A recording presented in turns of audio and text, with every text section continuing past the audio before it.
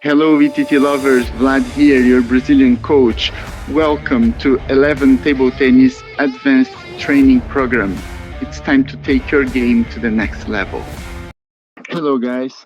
Today, let's talk about paddle settings. The goal now is understanding what bounciness, spin, and throw coefficient really means, and also talking about some combinations between them according to how you like playing and develop your game. And the best way to do that is using the ball machine so we can repeat the same shots and adjust little by little our settings to get the most efficient combination possible. All right, so first things first, the theory. Bounciness makes the ball leave your racket faster in a straight line. So let's say if you're hitting straight shots, you're going to have a faster shot in a straight line. And remember, a backspin shot is always a straight line forward. So bounciness will be affecting blocking because it's a straight shot, hitting flat like smashing the ball, and also backspin shots in general. So the higher your bounciness is, more power in this kind of a shot and less control you have while hitting the ball. Now selecting a forehand basic, for example, on the ball machine, hitting flat like this, if your bounciness is higher, you're gonna have a lot of speed in this shot and of course less control. So this is one shot that you can try and test how you feel a higher or lower bounciness on your paddle. Same thing for the backhand. If you choose a backhand basic shot flat, if you punch forward, you're gonna notice how good, how fast or slow is your paddle, and this is all about bounciness. Same rule applies for backspin shots. So let's select backhand backspin and forehand backspin. So you're gonna push this ball forward. Here, if you don't have any control, let's say your balls are getting too long like this, it's your bounciness is too high, so you have to lower your bounciness. If your ball is going to the net too much, you have to put too much effort to play, and the ball is still going to the net, you need a higher bounciness because you're hitting the ball in a straight line. You're not using any kind of a arc, like if you would do playing a topspin loop, for example. So this is a good way to adjust your bounciness. Something you have to consider is that sometimes we have to sacrifice something when we are adjusting the paddle setting. What I want to say by that is if you need a lot of speed here and you feel good playing flat shots with a very speedy setting, let's say a very high bounciness, that means maybe for the backspin game, you will lose control, so you have to lower your bounciness in order to find this balance. And I think balance is the perfect word when we want to adjust paddle settings. If you make it too easy to attack, probably you're going to have problems defending, and vice versa. Another way to test your bounciness is blocking a very spinny loop. So choosing on the ball machine here, 9.2 short loop block. If your block is going faster in a straight line, that means your bounciness is high enough. So both sides. If you're playing a straight shot and your block is going fast, that means, and you have good control, that means you have solid bounciness settings. But when we talk about blocking, it's not only this bounciness giving you a lot of speed to have a more quality block, but Also, the throw coefficient is going to play a very important role in controlling the block. So let's understand throw coefficient now. When we talk about throw coefficient, that means the amount of arc you're going to generate when you're hitting topspin, and also how it's going to react with your opponent's topspin. So it's very important when you are adjusting your throw coefficient, checking when you are looping the ball to see if the amount of arc, the amount of curve is good enough for you, but also if you're blocking, if you have enough control. A higher throw coefficient makes it harder to block because when you're blocking, you need to punch this ball, hitting the ball in a straight line because your opponent is already generating the arc. And if you generate even more arc, the ball goes outside. So it's a straight line shot.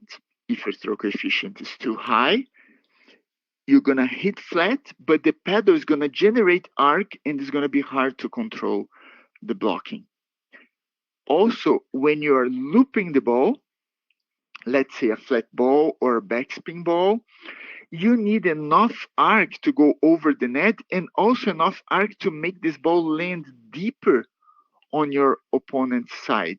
If you have too much throw coefficient, the arc is going to be huge and maybe your ball is going to land outside.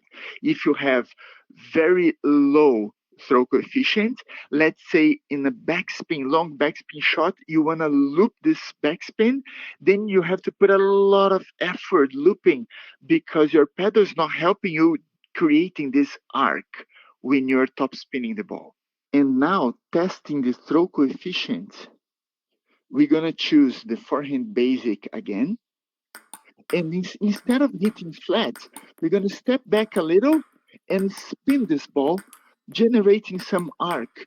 And then let's see how good is this arc.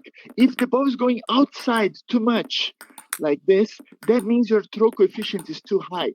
And if you're closing the angle the way you like playing, but the ball is not going over the net, that means you need more throw coefficient. So you have to find the balance according to the angles you like attacking the ball and also thinking about spinning the ball. So this is one way, choosing forehand basic, a flat shot that you're going to top spin now instead of hitting flat. And also with the backhand, the same, backhand basic, step back a little bit and spin the ball instead of hitting flat and check if the amount of arc is good. If not, change your throw coefficient. If you need more arc, make it higher. If you need less arc, bring it down a little bit, and then you're going to see if your control is good enough. And then you have to test it with the other two shots. The backspin shot first. So now instead of pushing, we're going to loop and see if the arc is high enough, if it's easy enough to lift the ball generating topspin.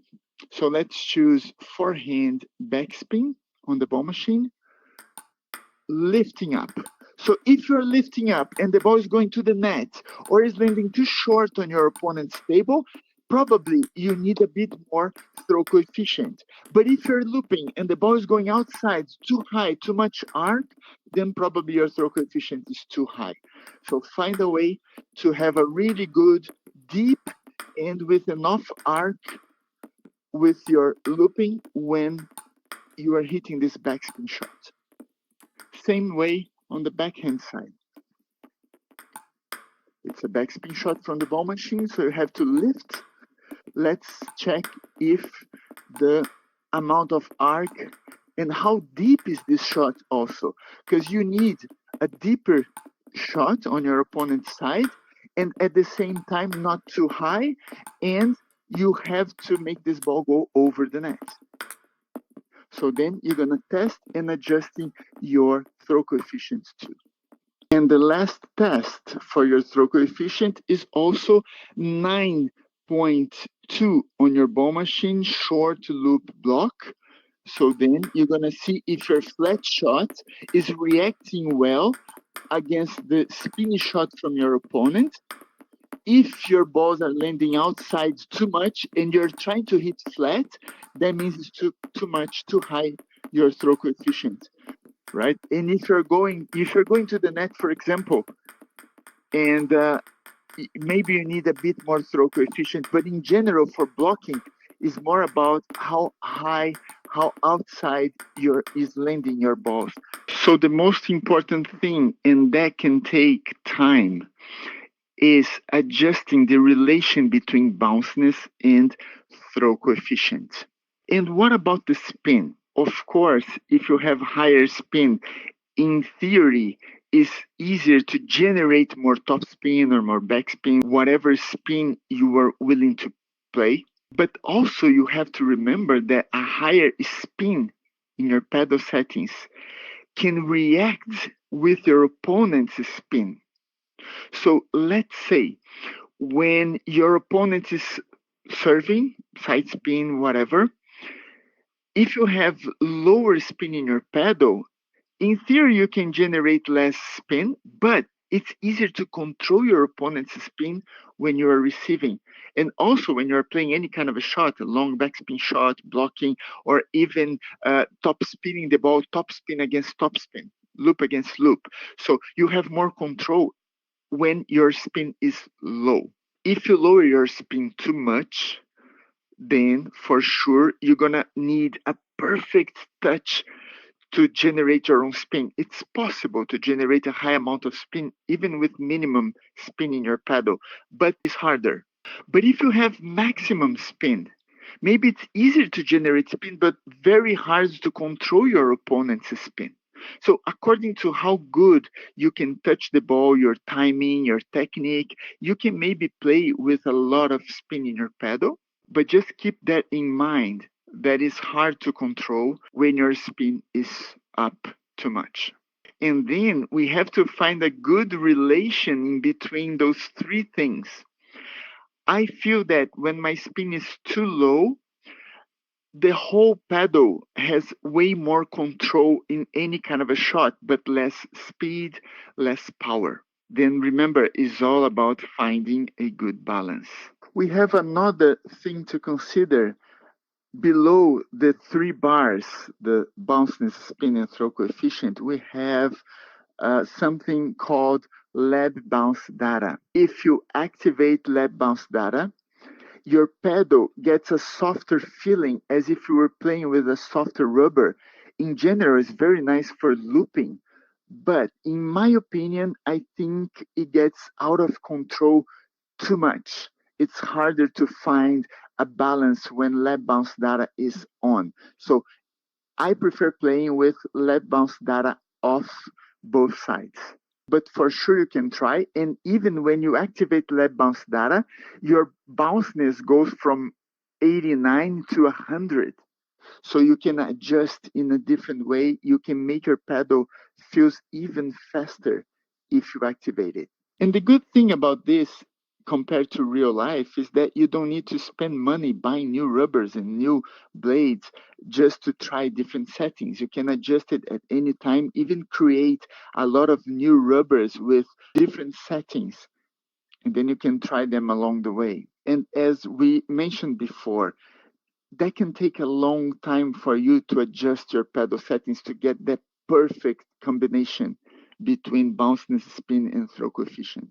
So don't hesitate to change your pedal settings every time you feel that you need something different or you're struggling with something that maybe a different pedal setting can help you. Also, if you are new to VR, you're going to change your pedal settings according to the level you're playing.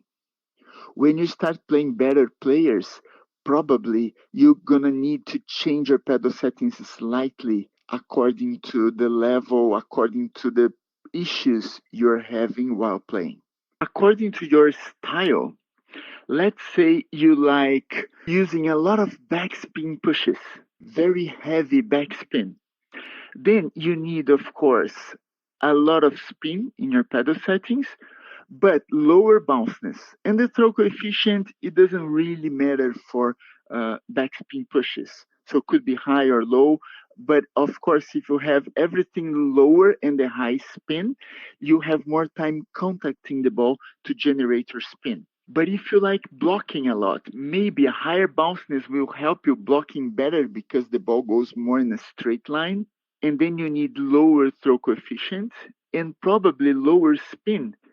So your spin doesn't react too much with your opponent's top spin. It's easier to block.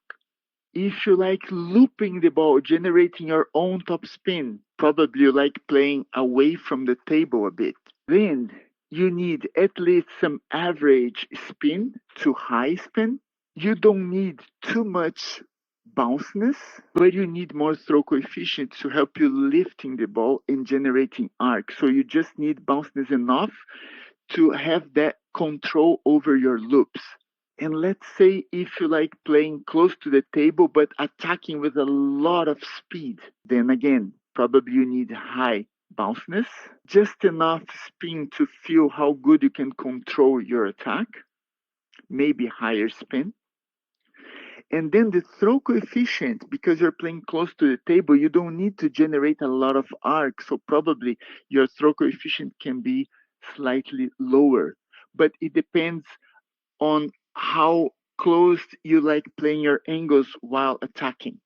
If you play with open angles on your pedal, or if you move your arm, your motion is more upwards than forwards, then you don't need too much throw coefficient because your arm and your body and your pedal angle is already generating arc.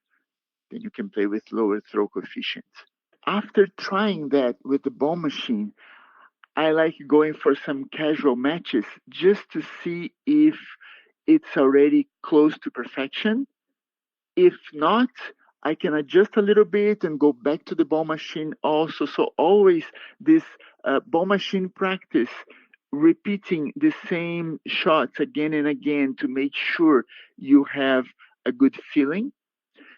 Going to casual matches after to make sure in a match you have the same feeling. And to finish this video, I'm gonna let you know my pedal settings nowadays. We are at the end of 2025, and I use on my backhand side 66 bounciness, 80 spin, and 103 throw coefficient with Wlad bounce data off. And on my forehand is 76 bounciness, so a bit faster in bounciness than the backhand. The same 80 spin. I think 80 spin gives me enough power and control. And my throw coefficient is 102, slightly lower than my backhand, because in general, I like using more open angles to loop, so I don't need that much throw coefficients to help me with the arc on the forehand side. But my backhand side, I like playing with closed angles, so I need the pedal to help me a little bit more with my top spin to generate enough arc in order to my loop land deep enough on my opponent's table. Also with Wlad bounce data off both sides. I hope this video is useful for you, and I'll see you very soon. Download this ball machine setup to follow the whole advanced training program. If you want to learn more about this specific technique, consider having a private session with me sometime where I can help you adjusting to your game. All details and my contacts are in the description below. If you have any questions or suggestions, leave in the comment section. Have fun, and I'll see you soon.